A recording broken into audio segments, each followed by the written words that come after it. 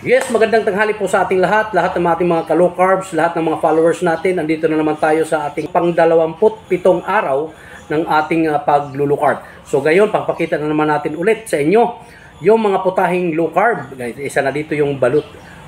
Protein na po ang nandito. Isang piraso lang po. At saka meron po tayong marinated bangus at piniprito po natin sa butter yan. At ito naman po, meron tayong scrambled egg. Walang kamatayang scrambled egg. Meron po tayong cucumber. Ayan. At meron din po tayong sobra nating kahapon na lechon manok at saka liempo.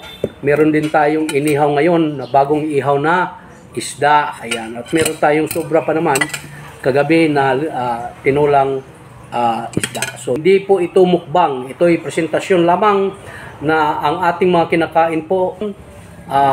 Lahat po yan ay low carb. Ito po ang kakainin natin this lunch. Kaya happy lunch po tayo lahat. Let's go!